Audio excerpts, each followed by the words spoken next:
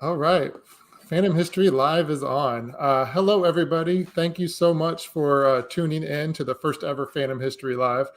I'm Steve Blanchard. I am the creator and host of Phantom History. And of course, I have two guests with me, Stephen and Heather, who are paranormal investigators. And I know that once viewers get on here, we'll encourage them to drop some questions and things in the comments.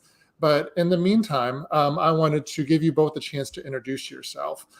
So Heather, I'll start with you. Can you tell us who you are and what it is that you do? I'm actually an actress, and this will actually be my first paranormal investigation. Okay. Wow. Just out of curiosity, how have you always been interested in like the paranormal and horror and that kind of thing? Yeah, I'm actually really big into horror. I've been mildly interested in the paranormal, and then I met Stephen, and he got me more interested in the paranormal. So we're going to do this investigation. Excellent. And I have lots of questions about that. I know you guys have a project that you're working on. And Stephen Erkinalo, you and I had a chance to talk recently for an episode of Phantom History that drops tomorrow about Bobby Mackey's. But before I dive into that, please go ahead and introduce yourselves. Tell us a little bit about yourself. So I do paranormal investigating, of course, which is why we're doing this. And then I'm a porn star and an author. And that's pretty much it. I kind of just go back and forth between all of that. Excellent. Mm-hmm. And I know that when you and I talked for the Bobby Mackey's episode, I learned a lot of different ways how an investigation can be done. You have, I think the term I use is unorthodox. They're a little bit different. They're a little bit edgy, but you get the results that you want for the most part. But before, again, we get into that, Bobby Mackey's is allegedly the country's most haunted honky-tonk. And you and I discussed that for the episode that drops tomorrow. And you have actually been there. Tell me a little bit briefly about why you're familiar with that location up in Kentucky and how many times you've investigated the location. So I think the main reason I wanted to go was because years ago I saw Ghost Adventures do it and was huge into the TV shows just like everybody else was. And so I went there and realized it's nothing like what everybody thought it was. The history is not even the same, which they'll learn on when whoever watches whatever it drops tomorrow. Right. But when I went there, the main reason I enjoy going back is because it's the only location that accepts me for how I do things. And they encourage me doing a Ouija board. They encourage me bleeding. They encourage whatever I want to do. Right. And they've always been respectful of that. And they enjoy how I tell the truth rather than everything else that's said. One of the tour guides actually commented on a Facebook post I did today and was asking about the Bobby Mackey's because they seen the thing you shared. So then I shared it. And she was worried about who's doing the podcast because they didn't know what it was about because they didn't want to be fabricated or lied about. So, but it's, yeah, so they kind of stress that a little bit because it's so much easier, as we talked about previously, how a lot of people just fabricate it just so they can go there for ratings and whatever. Right. And what was so interesting about our conversation for the podcast was, like you said, what is real and what's not according to history, what is lore, what is documented, what actually happened, what people say happened. And hopefully you like what I did with the story. Of course, it's a narrative podcast and, it's dramatic and it talks about what people have experienced there, but I try to weave in the history as well. And you had a great insight into that. But having said that, you have had some experiences there. You've seen a couple of strange things. Yeah. I've heard it. Like it's actually like documented, and you can go see it on Conjuring Mackey's on YouTube. Mm-hmm. You can see the things, you can hear the things, you can see that. I play the footage for you back right there on set. So it's not like I'm going home, editing it, manipulating it. It's right there in real time for you to hear it and listen to. And I had a chance to watch some of your videos on Conjuring Mackey's on your YouTube channel, and that's where it came into investigative techniques that I've never really seen utilized before when it comes to paranormal investigation. Just to kind of set the scene for everybody who's watching, Bobby Mackey's is a very old bar in rural Kentucky. And there is a basement that is allegedly where everything happens. There's a well, there's some strange things that are reportedly going on down there. And the video I saw, one of the videos I saw of you was actually putting yourself in the well and partially burying yourself to try to get results. That was the most recent one I actually did. Maybe, I think I did that this year. Actually, okay. I might have been this year, give or take. It's within a year. Maybe it was like the beginning of last year, whatever. But I think I put the rope around me, and then had someone throwing the dirt on me. Tell me a little bit about why you decided to do that as part of this investigation. What was the impetus behind that, and what were you hoping to accomplish? I guess because of the rumors of Pearl's head being found inside that well area, and somebody had to have dug it up. That is such so. And somebody claimed to have dug up the head. So therefore, I was like, okay, well, nobody has ever tried to get buried inside of it and see if maybe that triggers something or is a trigger object. So I wanted to try that, just pretty much just to do something that hasn't been done. That actually makes sense to the history, though.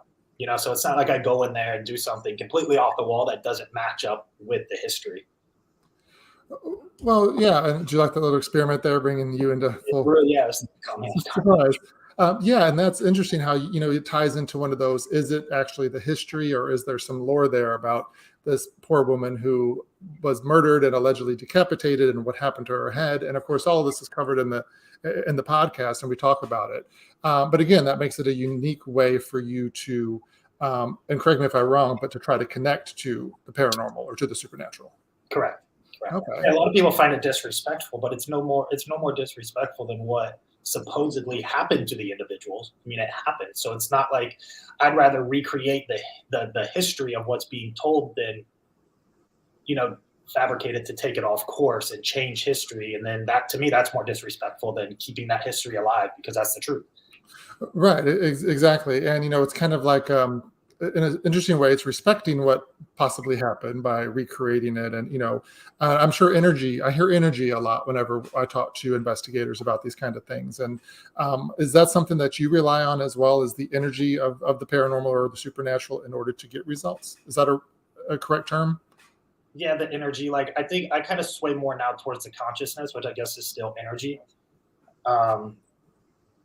Yeah, I mean, I'd have to get pretty deep into that one. I know what we talked about when we went off air was really good on the last segment, but yes, yeah, I would say it's more energy than it is ghost. But people will say, you know, a ghost is energy and your spirit's energy, and it all pretty much comes together as energy. It's just what type of energy are we talking to? Right. And you've had a lot of experience investigating different locations. I mean, Bobby Mackey's is one of them. And I love that you call it your paranormal home. I hope it's okay that I share that, because you shared that with me on the podcast, because they do allow you to, you know, go in there and do your investigations your way. But again, you have done a lot of other investigations, and you are working on a project now, the two of you together. I wanted to give you an opportunity to talk a little bit about that. I believe you have called it Conjuring Yorktown. And which is based on a closed hospital in Texas, if I remember correct. Do you want to talk a little bit about that? What is that location, and what is this project? Yeah, do you want to? Okay, so it's pretty much, you know, we wanted to film so we were going to film a different movie, and I was going to be a part of it with Heather as an actor. That kind of fell apart. A lot of people just kind of dispersed and fell apart. So I was like, well, how about this? Take the money from that. Let's put it in put it into a haunted film. We'll do something in that manner, and we'll just pick up where I kind of did the Conjuring Mackeys. We'll just call it Conjuring Yorktown and go to this location. So that's pretty much how that. I mean, there was no, you know, nothing amazing like that. That's pretty much it. But I know this location. I was actually on my memories on Facebook scrolling the other day, and I posted about this location 8 years ago, which I know I mentioned in the last interview. That's give or take how long I've been in the field. Mm-hmm. And I just found that pretty cool that I did talk about it like 2 days ago. And it's a place that I had plans on going to and was ready to go to, but it fell off. It fell through. So this is one of my number one locations to go to. So I'm really excited about it. Just the history. And it's hard to find a lot of history on this place because of just maybe the small town aspect of it. Mm-hmm. What the building was, how it was built by, you know, the Catholic nuns. And they still have the church inside of the building. And then it turned into a drug rehab facility where a lot of people died as well with drug overdoses, and they died right on the front steps. So there is over 2,000 deaths that have occurred here.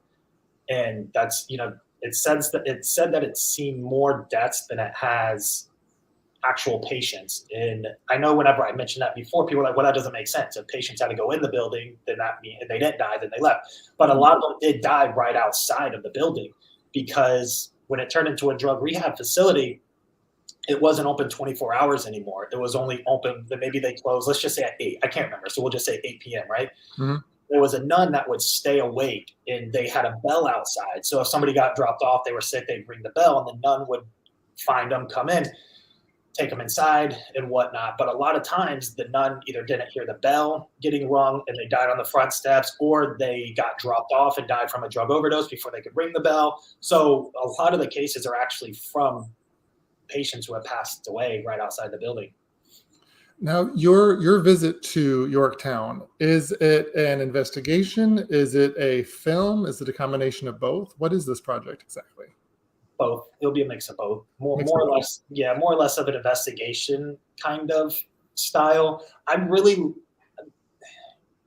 So I don't know. Like I love film. I love scripts. I love all of that. But I just feel like as of late, they're super cheesy with what a lot of people are doing.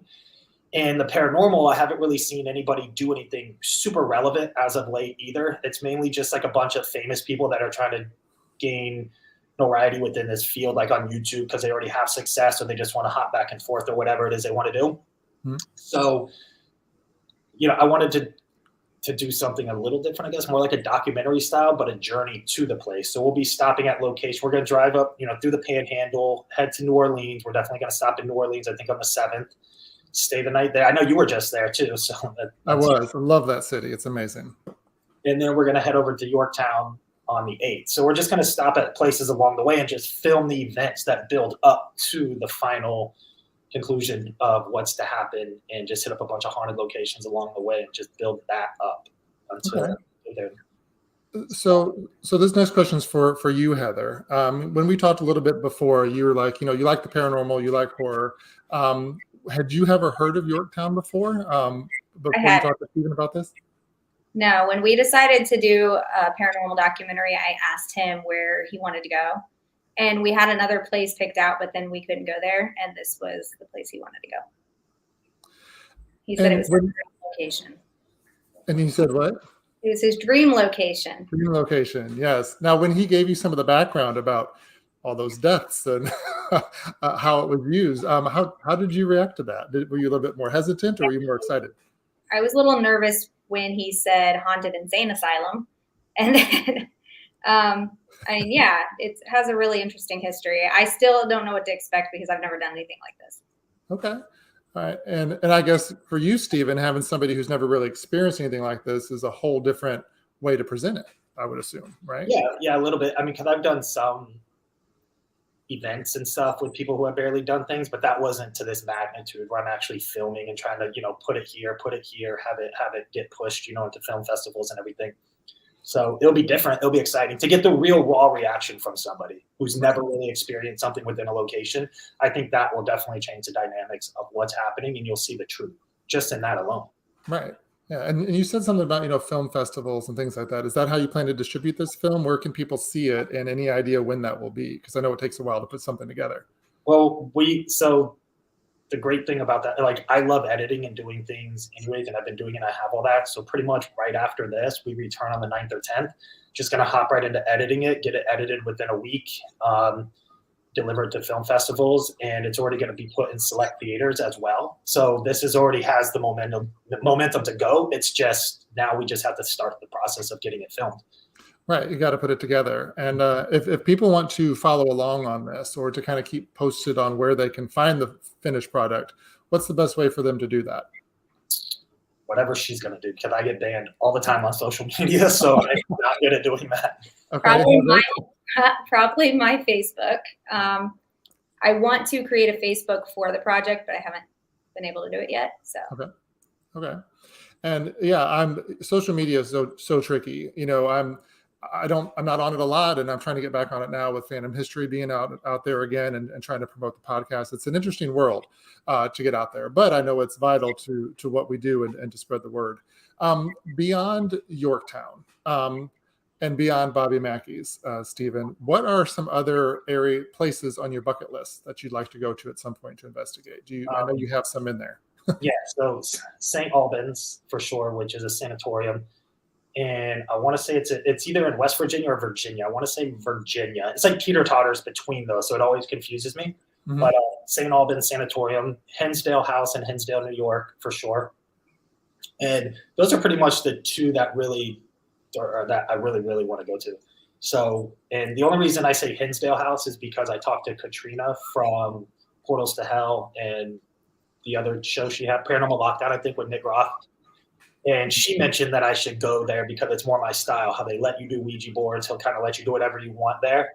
And the way she explained it was different, that it's not, she believes it's more, I'm not sure if she said this on the show, but when I met her at a convention and we were talking about Conjuring Mackey's, she was saying that she believes this is separate outside of the paranormal. She believes it has a lot more to do with UFOs and portals actually from the sky at the Hinsdale House. And that intrigued me more because the correlation that I think a lot of this could have, being it's all energy. So the Hinsdale House would be interesting for sure based off that. And the fact that Katrina said something different to me personally than what she actually did on the show about the Hinsdale House. I just feel like she was being more honest with me since there was no cameras around.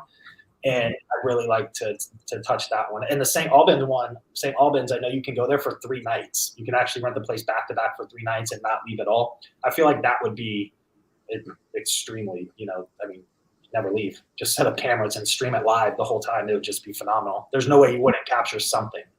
Right. It sounds like an incredibly active place. We had a couple of questions come in actually from the chat on this video, which makes me excited. And I knew we were going to get asked this, and I was going to ask this too. But in the photo that we used to kind of tease to this conversation, Stephen, your tattoo on your chest was showing, which is a Ouija board. I was wondering if you could talk a little bit about the background on that. Do Ouija boards work? Does your chest work as a Ouija board? Tell me a little bit about that. Yeah, so I actually have the Ouija board that I started all of this with that I could show you, and it's actually covered in my blood, human ashes, and everything. I could show you that, and so I'll tell you the story first, and then I can explain. Like, I'll go get the board. So I want to say maybe I'm bad with timing, as when you guys hear the other interview, you'll see that. But maybe let's just say 5 years ago, I was getting really insulted in the whole entire field. Like, I was banned from every location. There was a lot of hate saying that I like sex traffic minors, I beat women, I rape women. This was all in the paranormal community saying this. So it was all over the internet. So it's very hard for me to really do anything. But I continued to just keep going and going and going. And my grandma, before she passed away, she's like, there's something different. Like, why aren't you happy anymore doing this? And I said, I'm just tired of everybody. I can't do anything. And she pretty much just said, F them, do it your way. So about 3 days later, I did that. I grabbed a Ouija board and I went out on my back deck where I still live, like this gazebo thing that I built. I went live and people, like, there was so much hate being talked about that. And I said, well, that's good. At least you're talking about the truth because I actually did it. So I decided to step it up a notch and I cut myself and I started bleeding on it. That then just turned heads throughout the whole paranormal field. Then I said, okay, well, I think I'm finding my niche finally because I'm not being a copycat. I don't have a flashlight. I don't have the K2 meters. I'm doing something different that is actually working. So when I put a spirit box on top of the Ouija board and bled on it, I noticed that the Ouija board itself, I've never seen the planchette actually move, and I don't think it ever will. However, when I put the spirit box on top of the planchette, you could hear it say my name, and I would go live, and this would be happening on Facebook, and everybody else was hearing these same things. You heard it say demon, you would hear it say blood, you would hear it say my name, and then it was coming in with different tones. You could hear a woman saying it, a kid saying it. So it became, that's when I was like, okay, this is my thing. This is what I need to do. The Ouija board is it. That's just, for whatever reasoning, it's my thing. Mm-hmm. So then I decided to just get the tattoo because I was getting, once that all went viral all over the place about me cutting myself on a Ouija board, locations were definitely banning me then. So I was like, okay, so they're banning me. And then when they started letting me in, they would actually make sure I did not go in with my Ouija board. So I said, okay, I could fix that. Let me just get it tattooed on me. Now I'm a walking Ouija. You can't do anything about that. Right. So that was pretty much it. I decided to become the brand that I represent within the field, and it works. Like, I've never used the Ouija board on my chest, but we are going to use it in Yorktown inside the church area where the nuns, I'll show you the board real quick if you want to see it. Okay. And while he's getting that, Heather, I was watching your expression while he was telling some of that story. does you think about all this? Again, you said you're kind of new to the paranormal world. Does this make you excited to kind of see what new and exciting things he's going to pull out in order to do this investigation? Yeah, I mean, I know some of the things he plans to do in Yorktown, but I love what Stephen does. Everything he does is unique. You don't see it anywhere else. Right. And I know it's controversial, but I think that's what makes it amazing. Right. And, I'm one of those who, I'll do my lab work and, give blood for that. But, I'm not one to want to bleed on anything. So, props to you, Stephen, for being able to do that. Were you able to find the Ouija board? Right here. So this is what it looks like. So you can see all the blood, like yeah. all the red. I'm trying to angle it, is the blood. If I get close enough here, so if you could see this gray line here, there's some gray on it. That is human ashes. So then I sprinkle the human ashes on the board and mix that in with it. And yeah, that's pretty much it. So is that board still usable? I'm going to use it. Yeah, we're going to use it in Yorktown as well. Okay. And I think the first actually haunted tours when I did that 4 years ago, I was at a place called Bellamy Bridge in northern Florida, which was miserable to film, by the way, because we had to go all the way in the woods, summertime, mosquitoes all day, all night, so horrible. But that was the first time like on TV where anybody has ever bled on a Ouija board. So I thought that was really cool. What do you think it is about the blood on the Ouija board that makes it more powerful? Because that's kind of what I'm thinking you're saying is it seems to work better if you do it. I mean, it's just more energy. I mean, because all in all, this isn't wood or anything. And I get everything has energy because energy never dies. So no matter what it is, it has energy. This piece of cardboard has energy. Right. But I don't feel like it has that much energy being printed in a factory somewhere and hundreds of thousands of being made. And it's really just the alphabet, pretty much, because you can see the same thing in every elementary school, the alphabet and the 1, 2, 3s. But adding my energy, my pure blood just right on the board, I feel like you do that with anything. That's considered a sacrifice even way back in the 1800s with witches, witchcraft, voodoo, any type of religion outside of Christianity. They did that. I mean, even in Christianity, they did it with Jesus Christ, like to get out of religion. So either way, a sacrifice with blood has always been done in every religion. So why not bring it into this field to see if that actually can cause us to maybe possibly get a step further in the field? It just doesn't make sense to take all that out and say that's bad when at one point, yeah, it was bad, but it actually is still part of history. So why are we rewriting history to fit the narrative because other people feel offended over the fact that bleeding on something that has nothing to do with them, it just doesn't make sense. So, and if it works, it works. And that's, I mean, you'll see with this on Yorktown that it actually does work. Like you'll see, and when I've gone live on Facebook before, I accidentally messed up one time and people were calling me out on it. I set it all up. I did everything. I forgot to bleed on the Ouija board and the spirit box wasn't saying anything. And they're like, well, you didn't bleed on it. And I was like, oh, how could I forget? Because I was going live every Saturday and I always do that. So I don't know what I was thinking.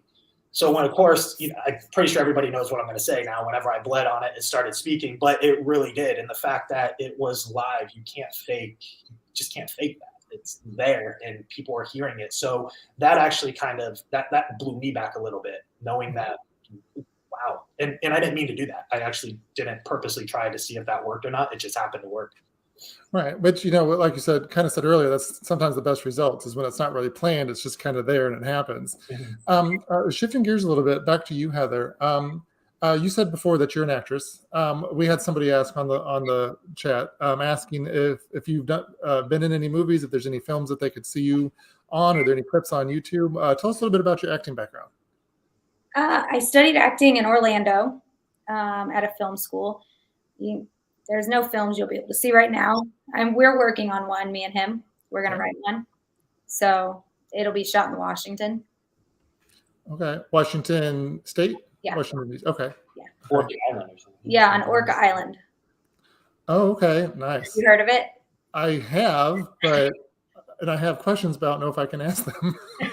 I don't know how much is under wraps because I know you're kind of doing one project at a time. How far in the distance is that project planned? I'd like to work on it next. I mean, we have other paranormal places we want to go, but I don't think that's going to be next. I'd really like to write the script for the one on Orca Island and work on that after we get distribution for this one. Okay. Like you said, we already have interest for it to be in theaters, but we're looking for like maybe streaming or DVDs or other things that can come after that. Right, absolutely. And Stephen, you of course shared, some of the locations that are on your bucket list that you would like to go to. But before we wrap up, I also want to ask again, other than Yorktown and Bobby Mackey's, is there a location in your mind that you've been to that 100% for sure is haunted and you've experienced some strange things? I'm sure there's a list, but does one come to mind?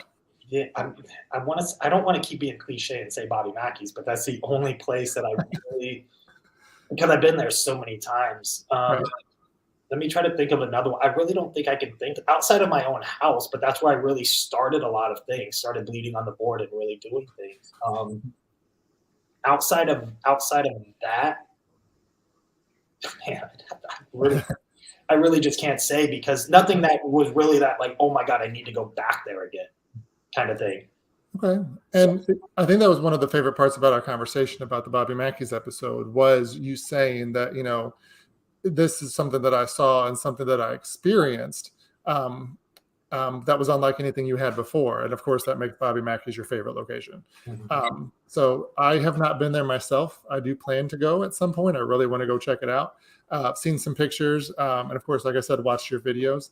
And again, I want to let everybody who's watching know that you can find Stephen's videos on YouTube. You also have a website. Am I correct, Stephen? I'm working on it. I did get StephenErkinalo.com. Yeah, that should be live within 2 weeks. And then that will have much, much more. Okay. Whenever you get, and I guess this goes to both of you, whenever you experience something supernatural or paranormal, this question just came in too. That's good timing. What is your reaction? Are you scared? Are you more mystified, more curious? What is your reaction to something like that? Most people, I think, would run for the door. I mean, I've never experienced anything. Okay. So we're going to find out how you react to that situation. You'll see it. Yeah, you'll get my natural reaction for sure. Okay. And Stephen, what about you? How do you usually react? I mean, it depends on what it is, but every time I get it's scary, because one, if you're by yourself in the dark, nothing should be happening, right? Like nothing should be moving, nothing should be talking, nothing should be grabbing your shirt. You shouldn't be hearing your name. So it's terrifying. But then at the same time, when you realize what you're there for, it's exciting. And I get excited, and a lot of people will be like, well, that's the wrong reason to get excited. I get excited because if it's documented, I get to show people. And I get that this isn't a sport, but it's still a spectator sport. People want to watch it, right? So I just kind of categorize it, and I'm rambling off topic, but I just still feel like it's a spectator's kind of field, an industry, a community. People want to watch it. So I get excited over the fact that I don't care who documents it, but if I'm there being able to, I'm excited because that's what I'm here for. And some of these locations are expensive to pay for. You pay $1,500 to go into a location and get nothing. That sucks. So it's pretty exciting and scary. But I've never ran out of a place. I did run out one time at a jail in Florida. My phone was about to die, and I went live on Facebook. I know it's still there. I hung myself with the noose, and I went to take the noose off my neck. All the power, and I kept saying throughout the whole live, I'm terrified of the dark. I'm terrified of the dark. I don't want anything to happen. All the power shut off in the building. I actually ran out of that jail, got in my car, sat there, and realized that the jail was the only place with no power. All the other houses around it had it. I was so scared to go back in because my phone had died at that point. So I sat on the car and waited. About 30 minutes, power came back on. I ran in, grabbed my stuff, and ran right out. I actually left some equipment there too, but that scared me because I'm terrified in the dark. Yet I do this, but it's scary when you can't control the lights coming on and off. Right. Yeah. The lack of control in general is terrifying. So yeah, it's interesting. You're the second paranormal investigator I've talked to for this season of Phantom History that said that they were afraid of the dark, which blew my mind because of what it is you do. In part of our interview that's not in the podcast, but in some of the bonus material that people can watch online, you talked a little bit about how you got interested in the paranormal and your first. I don't know if it was your first experience, but it was the most powerful experience at a location in Central Florida. I wonder if you could talk about that a little bit. I believe it was a visit to